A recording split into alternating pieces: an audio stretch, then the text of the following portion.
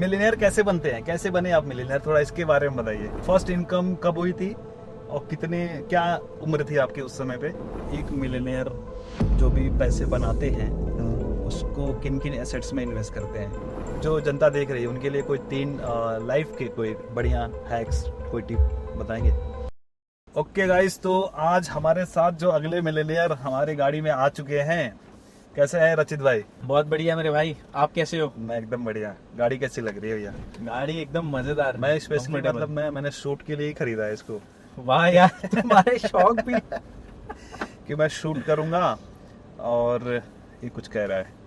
Okay, तो रचित भाई, वैसे तो मैं आपको बहुत टाइम से जानता हूँ और मेरा प्लान ये था कि जब मैं अपना ये नया शो शुरू करूंगा तो आपको इस शो में भी लेके आऊंगा और सतीश के वीडियोस पे तो जो शो चल रहा है थैंक यू उसपे भाई, तो आपको लेके आपके लिए आऊंगा सब हाजिर। मैं। तो सबसे पहले तो ये बताइए, आप मिलियनेयर किस एज में बन गए थे, करोड़पति? मतलब भाई मतलब मैं 24-25 साल का था। ओके, हाँ, क्या बात है। तो मिलियनेयर कैसे बनते हैं, कैसे बने आप मिलियनेयर, थोड़ा इसके बारे में बताइए। मिलियनेयर अगर मैं बोलूँ तो इट इज ऑल अबाउट कि आपको एक चीज हिट होनी होती है and then you keep on scaling it. और फोकस एक्चुअली $1,000,000 पे नहीं होता, फोकस होता है वो चीज को एक्सपैंड करने में, और आइडिया नहीं लगता है कि कब $1,000,000 बन गया। ठीक है, तो फर्स्ट इनकम कब हुई थी और कितने, क्या उम्र थी आपकी उस समय पे? मेरे को याद है मैं अराउंड अबाउट 21-22 साल का ही था। ओके, और 2009 में जब मैंने ढूंढना चालू किया how to make money online, ठीक है, ऑनलाइन जॉब्स ऐसा ढूंढना चालू करा, तो मेरे को एक बंदा मेरे को अभी भी याद है, सेंथिल करके था और फरीदाबाद का बंदा था। हाँ, वो ऑनलाइन ये फोरम पोस्टिंग और कंटेंट ब्लॉकिंग ये सब के ऊपर करता था। अच्छा। उसने फर्स्ट प्रोजेक्ट मेरे को दिलाया जिसमें दिन का $1 मिलता था। दिन का $1, मतलब पहला इनकम आपका $1 का था? $1 a डे। ओके, फिर धीरे धीरे एक और प्रोजेक्ट मिला जहाँ पर मेरे को जो भी मतलब यूएस का प्रोजेक्ट था रियल एस्टेट का, जिसमें जो भी प्रॉपर्टी लिस्ट हो रही है इमीडिएटली उसको एक्सेप्ट करना होता था। तो ऐसा था, मैं पहले मैनुअली करता रहता था 8 घंटे, उसमें हर घंटे का $1 मिलता था। फिर एक पॉइंट आया जब मुझे लगा मैनुअली इतना सारा मैं कर रहा हूँ, तो तब 2009 की बात है, ऑटो क्लिकर उस टाइम आता था कि वो भी बड़ी नई चीज थी मेरे लिए कि यार माउस अपने आप क्लिक करेगा। तो मेरे को पता लग गया था कोऑर्डिनेट्स जहाँ पर बटन आएगा क्लिक करने का, वो मैं सिस्टम पे और क्योंकि रात को काम करना होता था तो मैं रात को 9 बजे 8 बजे रात को सिस्टम पे ऑटो क्लिकर लगा के एग्जैक्टली वो कोऑर्डिनेट्स पे, ठीक है, और ऑटो शट डाउन करके उस टाइम ऐप आते थे, तब वो भी नई बड़ी नई चीज़ थी ये कि 8 घंटे बाद अपने आप सिस्टम भी शट डाउन हो जाए, क्योंकि घर पे डांट भी पड़ती थी बिजली का इतना बिल आ रहा है। तो ये दोनों चीज़ें लगा के आराम से सोता था और पैसा बनता रहता था। तो ये पहली बार मैंने मतलब वो ना ऑटो पायलट पे करना चालू करा, जहाँ से पैसा अपने आप बनने लगा। फिर उसके बाद मेरे को एक और बंदा मिला था केविन का, एंड वो चाइनीज़ था, उसने फर्स्ट प्रोजेक्ट दिया और वहाँ से थोड़ा अच्छा इनकम तो चालू हुआ। कुल मिला के मतलब इंटरनेट से ही आपकी लाइफ बदली? हर चीज़ इंटरनेट से बदली है। मतलब मैं साथ साथ जॉब भी करने लग गया था, बट जॉब भी जब छोड़ी तो इसीलिए क्योंकि इंटरनेट। पढ़ाई लिखाई आपकी क्या हुई थी, थोड़ा उसके बारे में बताइए। मैंने इंजीनियरिंग करी थी, हाँ, और इलेक्ट्रॉनिक्स में इंजीनियरिंग करी थी। उसके बाद as usual IT in field में इन्फोसिस में जॉब लगी थी मेरी। पहले इन्फोसिस में काम किया मैंने ऑलमोस्ट 4.5 साल, फिर 1 साल ओरेकल में काम किया। अब रियलिटी क्या थी कि इन्फोसिस में जब जॉब कर रहा था तो मेरे को पूरे साल का 4.5-5 लाख रुपए मिलता था, और तो जॉब के साथ साथ ये चीजें आप कंटिन्यू कर रहे थे? साथ में कंटिन्यू कर रहा था, और यहाँ पर मैं हफ्ते का $5,000 बना लेता था। तो फिर जॉब में कैसे मन लगता था कि यार जॉब भी कर रहा हूँ, फिर यहाँ से तो उससे ज़्यादा कमा रहा हूँ? तब घर फैमिली को होता था कि थोड़ा स्टेबल सोर्स ऑफ इनकम होना चाहिए, अप डाउन रहता था एफिलिएट। तो बट एक पॉइंट आया जब मेरे को डिसीजन लेना पड़ा कि नहीं चलेगा इससे काम, एंड क्योंकि इतना तो बनता भी नहीं था जितना मेरा खर्चा होता था, प्लस जो एफिलिएट से बनता था वो सारा सेव होता था। देन एक पॉइंट आया जब मुझे लगा मेरे को कुछ स्टेबिलिटी लेके आनी है बिजनेस के अंदर, probably I have to start something of my own. और ये क्यों था, जब मैं जॉब कर रहा था तो मेरे को ये नजर आया कि अल्टीमेटली मैं किसी और के लिए बिल्डअप कर रहा हूँ सब कुछ। और बिजनेस इसलिए स्टार्ट किया कि जितना भी मैं काम करूँगा वो अपने मतलब कुछ ऐसा बिल्डअप करूँ अपने लिए, सोसाइटी के लिए कुछ ऐसा बिल्डअप करूँ जो हमेशा रहे। ठीक है, या फिर जो मेरे साथ काम कर रहे हैं उनके लिए हमेशा कुछ बिल्डअप होता रहे, मतलब it should not be temporary.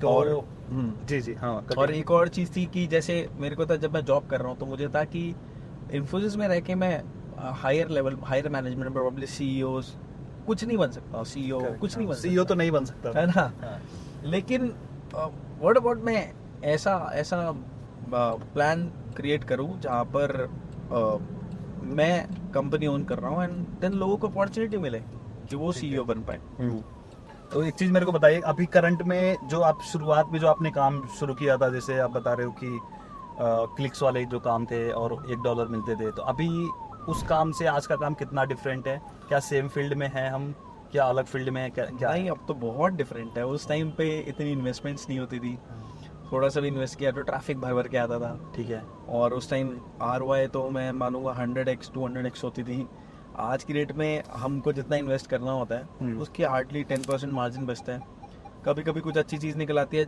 हम अच्छी चीज़ तब कहते हैं जिसमें 20% 30% मार्जिन निकल रहा हो अच्छा, उसको हम मानते हैं कि ये बहुत अच्छी चीज़ है। बहुत अच्छा है गोल्डन नगेट है तो अब मार्जिन्स बहुत कम हो चुके हैं तो आपने $1 से और आज जो भी जैसे $1 मिलियन आप महीने के कर रहे हैं, हाँ।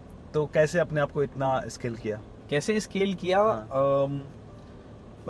रियलिटी बोले तो स्केल माइंडसेट से ही किया और कुछ नहीं है मतलब मेरे को याद है कि और इसमें भी तो बहुत वो अपना भूख होता है। कैसे आती है कि लाइक मेरे को अब $1 मिलियन करना है? क्योंकि हमारे आसपास में तो हमें नहीं दिख रहे होते हैं ऐसे लोग जो तो कर रहे $1 हो। मिलियन की बुक नहीं आती है हाँ, बुक आती है कि जो भी चीज़ अगर आप 10 कैंपेन रन कर रहे हो उसमें से एक कैंपेन आपका प्रॉफिटेबल आ गया और आपने सामने से एडवर्टाइजर ने पूछा कि कितनी लीड्स दे सकते हो आपने बोला मैं 10,000 लीड्स दे सकता हूँ तो अब वो जो आपने बोल दिया ना उसको पूरा करने के लिए भूख आते हैं और वो कब आपको $1 मिलियन देता है आपको नहीं पता लगता है तो रियलिटी वो $1 मिलियन की बुक नहीं आती $1 मिलियन की बुक आती है ना बड़ी जल्दी खत्म हो जाती है क्योंकि खुद को तो कितना ही चाहिए यार हार्डली 2-4 लाख रुपए उसके ऊपर तो नहीं चाहिए महीने का आपको 2-4 लाख चाहिए? नहीं मतलब हमारा तो 20,000 में हो जाता है और डिफेंडर का तेल बस आ जाए। लेकिन उसके ऊपर जाने के लिए आपको उसकी बुक नहीं चाहिए कि रेवेन्यू की लेकिन बुक ये चाहिए कि आप जो भी काम कर रहे हो उसके ऊपर तो आपको एक्चुअली वो इस चीज़ की बुक नहीं चाहिए कि आपको कितना कमाना है पर बुक चाहिए जो भी वर्टिकल पे हम काम कर रहे हैं जो कैंपेन्स पे हम काम कर रहे हैं तो हम देखते हैं कि हम कितना एडवर्टाइजर को दे रहे हैं बेनिफिट दिला सकते हैं उनको। एब्सोल्युटली और एडवर्टाइजर खुश है तो हम ऑटोमेटिकली हम लोग खुश हैं तो यहाँ पे मैं एक चीज़ ऑडियंस से कहना चाहूँगा कि गाइस अगर आपको ये जानना है कि रचित भाई क्या काम करते हैं तो इसके बारे में हमने पूरा डिटेल से बात किया है हमारे जो पहला जो यूट्यूब चैनल है सतीश के वीडियोस वहाँ पर, तो आप उस वीडियो को जरूर चेकआउट करना। यहाँ पर हम सिर्फ माइंडसेट के बारे में बात कर रहे हैं और मिलेनियर कैसे बने और कैसे जो लोग वीडियो देख रहे हैं वो लोग कैसे मिलेनियर बन सकते हैं। क्योंकि देखो हर कोई ज़्यादा पैसा कमाना चाहता है भैया, कि चाहता है कि ज़्यादा से ज़्यादा मैं पैसे कमाऊँ, कि लाइफ में हमारा मतलब जो चीज़ें हम विश करें वो चीज़ें हम ले पाए, पूरी कर पाए, अपने घर वालों को अच्छी लाइफस्टाइल दे पाए। तो वो क्या उसके पीछे का माइंडसेट क्या होना चाहिए, कैसे हम इन सब चीज़ों को अचीव कर सकते हैं या मिलियनियर बन सकते हैं, थोड़ा बताइए इसके बारे में। अगर मैं माइंडसेट की बात करूँ ना तो हमारे मेरे को this is what I feel कि हमारा माइंडसेट ना बहुत एक्सपैंडेड होना चाहिए। एक्सपैंडेड बोले तो कि अभी ना जो अब नए लोग आ रहे हैं इंडस्ट्री में उनका वो श्रिंक्ड माइंडसेट है कि they don't want to share anything. उनको मतलब मैं लोगों के लिए नहीं बोलूँगा बट मैं नॉर्मल बोलूँगा, ये नॉर्मल माइंडसेट है कि शेयर नहीं करना है, उसको रेस्ट्रिक्टेड रखना है और लोग लगता है हम ही सब कुछ कर लें। पर जहाँ मैंने आज तक जितना कमाया ना शेयरिंग से कमाया, कि लोगों से शेयरिंग, मैंने शेयर किया, लोगों से शेयरिंग ली और वहीं से ग्रो करा है, साथ में मिलके ग्रो करा है। तो इट इज़ ऑलवेज अबाउट कि एक्सपैंडेड होना चाहिए, ठीक है, छोटा बहुत छोटे में नहीं सोचना है। और कभी कभी होता है जो मैं कैंपेन मेरे लिए काम कर रहा है वो मैं अगर शेयर कर दूं, मैं एक पॉइंट पे मेरे को भी कभी कभी लगता था कि यार अगर मैंने शेयर कर दिया तो वो मेरे लिए प्रॉफिटेबल नहीं रहेगा, ठीक है। लेकिन उल्टा हुआ, जब मैं मतलब मैंने और कंपटीशन बढ़ाया तो हमारा मार्केट बहुत एक्सपैंड हो गया और मेरे लिए और नई अपॉर्चुनिटी आई। प्लस जितने लोगों के साथ शेयर किया उन लोगों ने भी और चीज़ें शेयर करी। तो माइंडसेट ना शुड बी मच ब्रॉडर। ऐसा मतलब दिमाग में नहीं आना चाहिए कि यार कोई मेरा कॉपी कर लेगा और मेरा धंधा खराब हो जाएगा।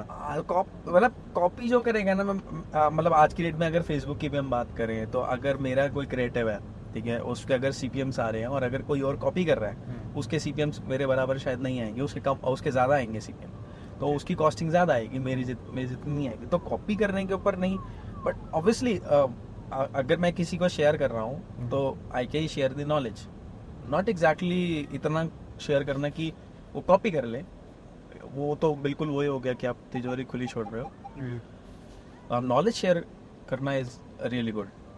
आपको जब लगा कि जैसे आप जब कम पैसे कमा रहे थे और कभी ऐसा रियलाइज हुआ कि यार अब मुझे और ज़्यादा कमाना है तो ये स्किल्स मुझे ऐड ऑन करने अपने आप में, तो ऐसा कुछ हुआ, कुछ आपने अलग से स्किल्स सीखे, वो क्या चीज़ें थी? हर थोड़े दिन में होता है जब मेरे को लगता है कि अगेन पैसा कमाना तो बाद में समझ आता है, मतलब हफ्ते के एंड में या मंथ के एंड में समझ आता है हमने कितना करा है। पर जब मैं अपने आप को मार्केट में देखता हूँ तो मेरे को पता लगता है कि यार नहीं है उतना स्किल्स ना जो चीज़ चाहिए उसके लिए, तो या फिर बड़े नंबर्स करने हैं, अगर वहाँ पर भी फोकस करें तो आता है कि क्या स्किल रिक्वायर्ड है, या फिर प्रोबेबली मेरे को अगर दिखता है यार ये पर्टिकुलर वर्टिकल है, ये नया वर्टिकल है हमारे लिए जो हमको नहीं आता है क्या, और इस वर्टिकल से कितने नंबर्स पॉसिबल है, तो अभी वो वर्टिकल सीखने के लिए मेरे को क्या करना पड़ेगा, तो मैं खुद सबसे पहले वो वर्टिकल सीखता हूँ, उसके बाद ही टीम के पास जाता हूँ, उससे पहले तो मैं खुद सीखता हूँ वर्टिकल, और क्योंकि जब मैं खुद सीखूंगा तो मैं उसको ड्रिल डाउन कर पाऊंगा अच्छे से। बढ़िया, मतलब कि अपने आप को हमें अपग्रेड करते रहना है कि ऐसे सिचुएशंस आते रहेंगे जहाँ पे हमें फील होगा कि भाई अभी और थोड़ा सा पढ़ना है, अभी और थोड़ा सा सीखना है। एब्सोल्युटली, ये तो है। तो और अलग से जैसे कि काम के अलावा आप अपने आप को लाइक अच्छा फील कराने के लिए क्या करते हो? अच्छा फील कराने के लिए मैं वर्कआउट करता हूँ, ठीक है, फैमिली के साथ टाइम स्पेंड करता हूँ, ओके, और थोड़ा आउटिंग्स पे जाता हूँ, और लेकिन मेरा रियलिटी बोलूँ तो बैक ऑफ द माइंड ना हर चीज़ अब मैं रिलेट कर पाता हूँ एड्स देख के, या वहीं से कि यार ये बंदा क्या बेचने की कोशिश कर रहा है, क्या मेरे को कैसे कन्विंस कर रहा है, तो वो उसी के अराउंड चलता रहता है सब। ओके। और जैसे कभी एक होता है ना, जब शुरुआत कर रहे होते हैं तो बहुत ज्यादा जुनून होता है, बट एक टाइम के बाद धीरे धीरे थोड़ा जुनून कम होते जाता है, तो ऐसा आपने कभी फील किया है? एब्सोल्युटली, हर थोड़े दिन में होता है। तो फिर कैसे अपने आप को चार्ज कैसे रखते हो हमेशा? उसके लिए keep meeting more people. Okay. तो जब आप लोगों से मिलते हो लोग पता लगता है कि और क्या चल रहा है दुनिया में, तो और वापस जुनून जागता है। कैसे आप ऐसे लोगों से कैसे मिलते हो आप? कॉन्फ्रेंसेस में मिलता हूँ, उसके अलावा अब कॉन्टैक्ट्स इतने सारे, तो किसी ना किसी से मीटअप हो जाता है, ठीक है, बातचीत हो जाती है, कोई ना कोई मिलने आ जाता है जैसे आपसे मिलने आया, तो ऐसे चलता रहता है, आइडियाज एक्सचेंज। हम लोग मिल रहे हैं ऑलमोस्ट 1.5 साल से, हमारी बातचीत चल रही है। मेरे एंड से बहुत डिले हुआ कि वीडियो ऐसे तो हम लोग मिल जाते थे, बट वीडियो के लिए मिले हम लोग थोड़ा लेट, बहुत टाइम लग गया। और एक बार और मैंने जैसे लास्ट वीडियो में मैंने बताया कि भैया के साथ एक कॉन्फ्रेंस में मैं भी गया था, मेरा पहला वो कॉन्फ्रेंस था, तो वहाँ पे मैंने इनसे क्वेश्चन पूछे थे कि how much do you make per month, तो इन्होंने बताया था, फिर ऑडियंस ने बोला था भाई इनको फीचर करो, इनको चैनल पे लेके आओ, थोड़ा डिटेल से निकलवाओ, बातें निकलवाओ। तो डिटेल से जानने के लिए आपको वीडियो देखना पड़ेगा, मैंने एक बार पहले भी आपको बताया, ठीक है। तो रचित भाई, जैसे होता है कि काम करते करते भी हम कभी स्ट्रेस फील करते हैं या थोड़ा डिमोटिवेटेड फील करते हैं, या फिर कभी हम चाहते हैं जो काम करना चाह रहे हैं उस हिसाब से नहीं हो रहा है जैसा हम चाहते हैं, तो ऐसे में खुद को कैसे आप स्ट्रेस से बाहर निकालते हैं? अच्छा, अगर स्ट्रेस फील होता है ना तो मैं यूजुअली वर्कआउट करने चला जाता हूँ, ठीक है, और अपने बेटे के साथ खेलता हूँ। या आपका भी कोई मेंटोर है जो जिससे आपको बात करके कुछ सोल्यूशन निकलता है या फिर मिलता है? एब्सोल्युटली, मेरे मल्टीपल मेंटोर्स हैं, ठीक है, और मैं ये भी बिलीव करता हूँ कि ना आपके हर एरिया ऑफ लाइफ में एक मेंटोर होना चाहिए। जैसे मेरे हेल्थ या डाइट का एक मेंटोर है, ठीक है, मेरे एक्सरसाइज का एक मेंटोर है, तो मेरे पर्सनल लाइफ के लिए है जिससे मैं मतलब जो मेरे मेंटोर है, ठीक है।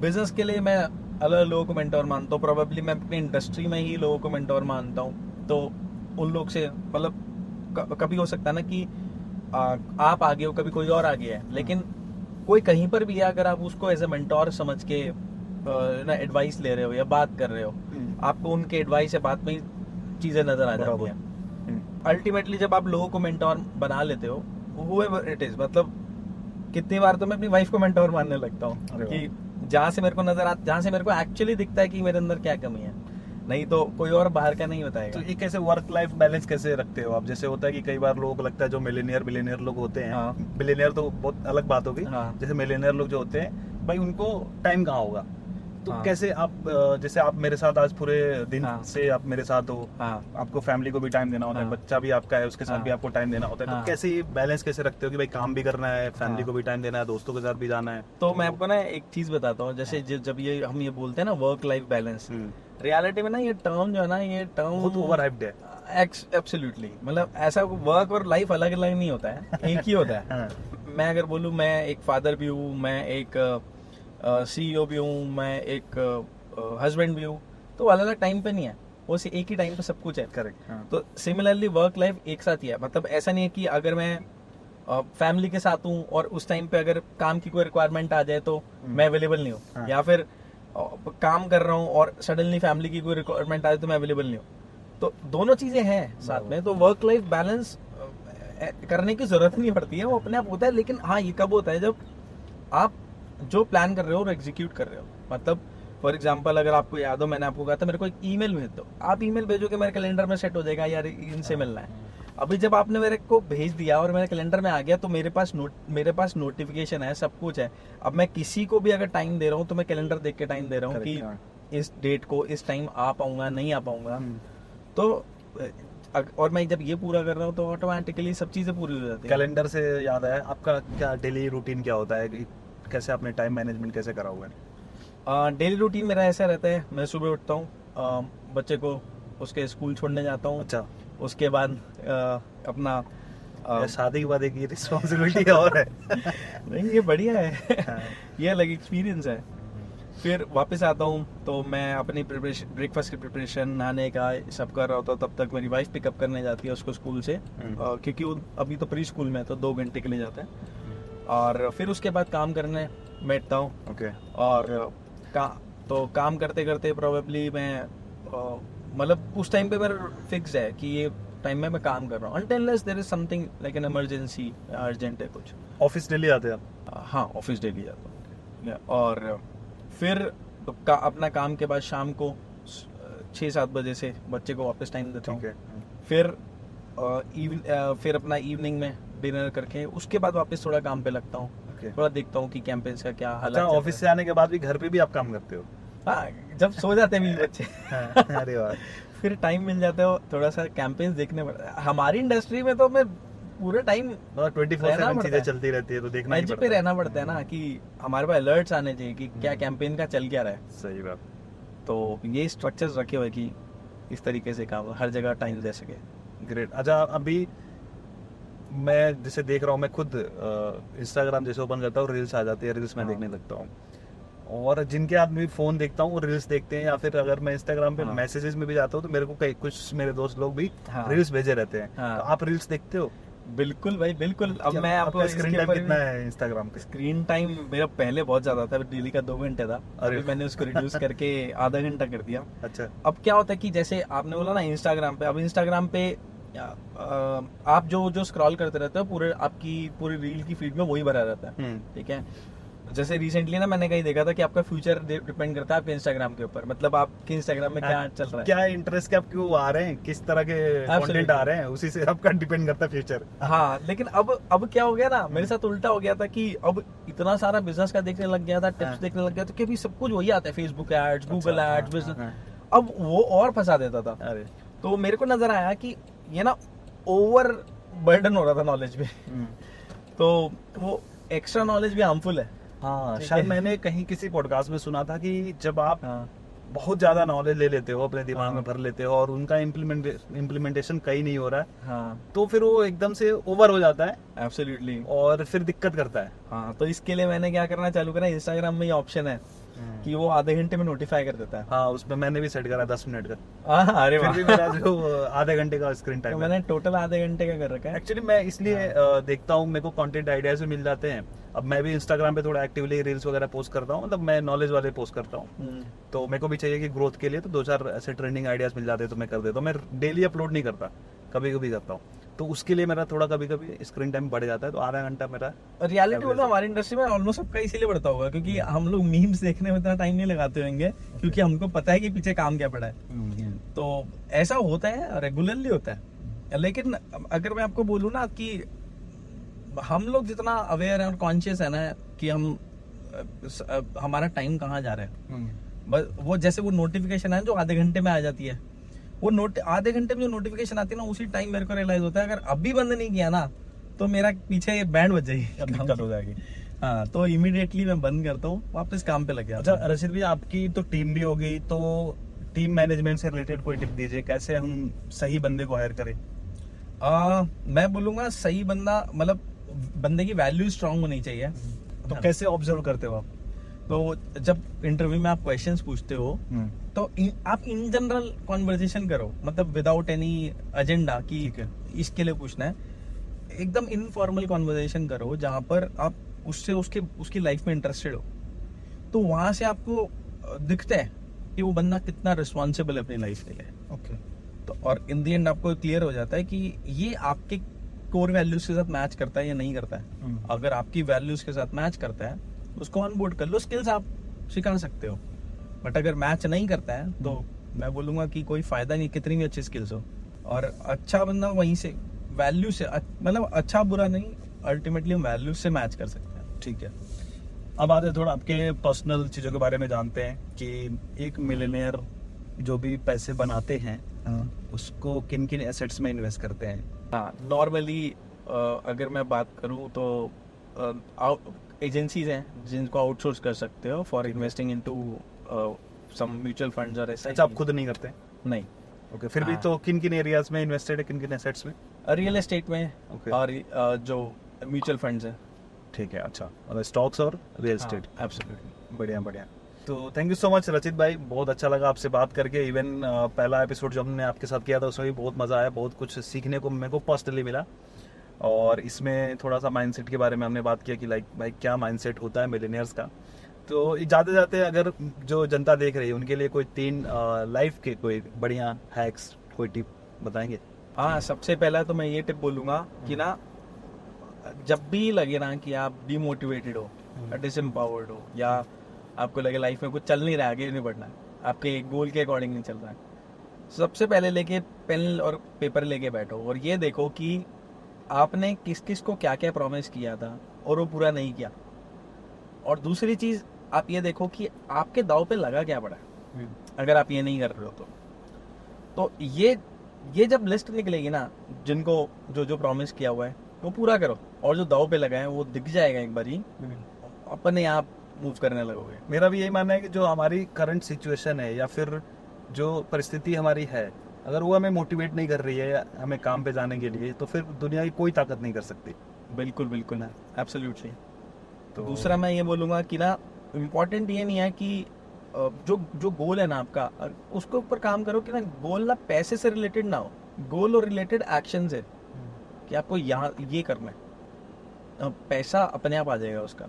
पर्पस कोई हो, पर्पस, एब्सोल्युटली, पर्पस कुछ और होना चाहिए। मेरा पर्पस ऑफ लाइफ में अगर मैं बात करूं तो कि मेरे आसपास जितने लोग हैं वो हैप्पी रहे, फुलफिल्ड रहे, फाइनेंशियली फ्री रहे, कि उनके बच्चे बेस्ट स्कूल्स में पढ़ रहे हो, उनके घर में फाइनेंशियल इश्यूज ना हो। सो जब मैं इस पर्पस में जी रहा होता हूँ ना तो ऑटोमेटिकली मैं उस चीज़ के लिए काम कर रहा होता हूँ। ग्रेट। हाँ, तीसरा मैं ये बोलूँगा कि ना मैंने ये किसी और से सीखा था, वो ही is also one of my mentor, कि always work for win win. ठीक है, विन विन इज कि पहले मेरे को अपने, जैसे मेरे केस में मेरा इम्पोर्टेंट है कि मेरे लिए इम्पोर्टेंट है मेरे एडवर्टाइजर जीते, मतलब उसको जो मैंने जो आपका क्लाइंट है, हाँ, मेरे को प्रॉफिट हो नहीं हो, लेकिन जो मैंने प्रॉमिस किया वो कंप्लीट होना चाहिए। मैं अपने आप जीत जाऊंगा, और जीतूंगा कैसे कि वहां से एडवर्टाइजर को दिखेगा मेरी कमिटमेंट। या सिंपल सा है कि जैसे आपने विन विन बोला, तो मतलब सामने वाले को अगर प्रॉफिट हो रहा है तो ऑब्वियसली मेरे को भी प्रॉफिट होगा, अपने आप होगा। हाँ, अगर सिर्फ मैं अपना प्रॉफिट सोचूंगा, सामने वाला भाड़ में जाए, तो मे बी वो कनेक्शन ज्यादा टाइम ना चले। हाँ, और आप ये सोचो ना, अगर इंडिया में बैठे बैठे आप अपना प्रॉफिट सोचो, आपका जैसे 1 लाख 2 लाख 4 लाख 5 लाख होता है, बड़े कंफर्ट हो जाते हो, कंफर्टेबल हो जाते हो कि भाई बस अभी बहुत है। मैं इसी का पूछ रहा था कि कैसे इस चीज से कैसे बाहर है। आपको अल्टीमेटली तो सामने वाले को क्या चाहिए उसके ऊपर वो इम्पोर्टेंट है ना, अगर सामने वाले को आपसे चाहिए $1 लाख या $2 लाख या 1 मिलियन, हमें तो उसके लिए काम करना है। हमारे बैंक में क्या आएगा वो बाद में आपको दिख जाएगा, लेकिन आपको तो उसके लिए काम करना है कि उसको क्या नहीं, वो जो कंफर्ट जोन आ रहा है हाँ। उस चीज से उभरने के लिए क्या करना है? जैसे मान लीजिए कोई बंदा हाँ कभी, जैसे मैं अपनी अगर बात करूँ तो मैंने कभी सोचा था 20-30 हज़ार रुपये कमाऊंगा हाँ तो सेट है भाई, मेरी लाइफ सेट है। 20-30 हज़ार रुपये की मैं बात कर रहा हूँ। हाँ फिर जब इस इंडस्ट्री में आया तो मेरे को और दिखता गया और लोगों से मिलता गया, तो लगा यार हाँ। मैं तो अभी मतलब कुछ नहीं, चुल्लू हाँ। भर पानी होता है, चुल्लू भर पानी नहीं, एक हाँ। बूंद भर भी मैं नहीं बना रहा हूँ हाँ। और मैं इतना खुश हुए जा रहा हूँ या फिर एकदम कंफर्ट हाँ। जोन में आ रहा हूँ। हाँ तब मैं धीरे धीरे मैंने रियलाइज करे, मैंने अपने गोल्स बढ़ाने शुरू करे। हाँ। जो अपने पर्पस बताया तो वैसे ही मैंने अपने भी कुछ पर्पस बनाए, कुछ गोल्स बनाया कि हाँ मेरे को मेरे आसपास के लोगों को ये चीज़ें प्रोवाइड करनी है हाँ और साथ ही साथ मेरी भी चीज़ें बिल्ड होगी। तो जाके फिर मैं वो थोड़ा कंफर्ट जोन से बाहर निकला हाँ और फिर नए नए गोल्स बनाते गए। हाँ। आप क्या बताना चाहोगे, जैसे कोई ऑडियंस देख रही है तो इसका सही तरीका क्या है कंफर्ट जोन से बाहर आने का? या सही तरीका तो नहीं, मेरे को ऐसे नहीं बोल सकता कि सही मेरा ही तरीका सही है, हर एक का अपना तरीका होता है। हाँ, लेकिन अगर मैं बोलूँ तो मैं हर बार ये ढूंढता हूँ कि पिछली बार मेरे को क्या चीज़ ने हिट किया था कि मैं वापस निकला था बाहर, ठीक है। वापस वो चीज़ लेके आता हूँ ताकि वो फिर से हिट करे। और अगर मैं बोलूँ तो मैं जैसे ही वो पहले वाले गोल तक पहुँचता हूँ, अब अपना नेक्स्ट गोल, पहले तो सबसे पहले अपने आप को रिवॉर्ड करता हूँ उस गोल से, ओके। ठीक है, और अपने आप को एक्नॉलेज करता हूँ कि मैंने जो भी गोल अचीव किया, एंड देन उसके बाद नेक्स्ट गोल बनाता हूँ। ठीक है। और नेक्स्ट गोल अगेन एक्शंस में बनाता हूँ, मतलब not in terms of revenue. और रेवेन्यू तो आउटकम है, वो मैं एक्शंस में बनाता हूँ। मुझे पता है कि अगर सपोज मेरे को $1 मिलियन करना है तो $1 मिलियन के लिए क्या एक्शन लेने होंगे, ओके। वो एक्शन का गोल बनाता हूँ और फिर वो गोल की तरफ चलता हूँ। अच्छा, तो कभी आपको डीमोटिवेशन फील आया? हाँ, हर थोड़े दिन में आता है। ओके, तो इसका क्या कहना चाहेंगे, कैसे फिर हो जाते हैं वापस मोटिवेटेड? वापस मोटिवेट होता है जब मैं देखता हूँ कि मैंने कितने लोगों की जिंदगी बदल ली है, और वो देख के हुआ फिर आगे जो हमने अपने आसपास जो लोगों को रखे हैं उनके साथ ही अपने पर्पस को थोड़ा सा जोड़ना है। और हाँ। भी जो जैसा कि आपने बताया कि भाई उनकी भी फैमिली अच्छे से रहे, हाँ फाइनेंशियली उनको कोई इशू ना हो, तो फिर हमें याद आता है भाई मेरी भी कुछ ड्यूटीज हैं करनी है। बिल्कुल बिल्कुल बिल्कुल। बढ़िया बढ़िया, thank you so much Rajit भाई, बहुत अच्छा लगा। एंड आई होप कि ऑडियंस को भी अच्छा लगा होगा आपकी बातें सुन के, उनको कुछ मोटिवेशन, कुछ इंसाइट्स मिला होगा। तो thank you once again. Thank you brother. Thank you, आज पूरा दिन आपने पूरा टाइम दिया तो उसके लिए अलग से धन्यवाद। तो गाइस, उम्मीद करते हैं कि आपको आज का एपिसोड पसंद आया होगा। पसंद आया तो जरूर लाइक करो और सब्सक्राइब कर लो इस चैनल को भी, क्योंकि मैं यहाँ पर ऐसे ही मिलियनर्स को लेके आऊँगा और गाड़ी ट्रैक करते करते, लाइक स्टूडियो ऑन व्हील्स, बात करते करते मैं उनसे बातें निकलवाऊंगा। और क्योंकि मैं यहाँ पर इस चैनल पर मैं ऐसे ही लोगों को लेके आऊंगा जो अपने लाइफ में एटलीस्ट $1 मिलियन अर्न कर चुके हैं। और आप भी फीचर हो सकते हैं इस चैनल पर, अगर आपने अपने लाइफ में $1 मिलियन टच कर लिया है तो आप फीचर हो सकते हैं। और आपके साथ भी हम ऐसे ही डिफेंडर में बैठ के बातें करेंगे और मज़ा आएगा। बहुत सारी अलग अलग लोगों के स्टोरीज हम लेके आने वाले इस चैनल पर, तो सब्सक्राइब जरूर कर लेना, नोटिफिकेशन बेल दबा लेना। मैंने देखा है बहुत कम लोगों ने नोटिफिकेशन बेल दबाया। तो चलिए ठीक है, मिलते हैं किसी और धमाकेदार एपिसोड में। तब तक के लिए आप जहाँ भी रहो मचाते रहो।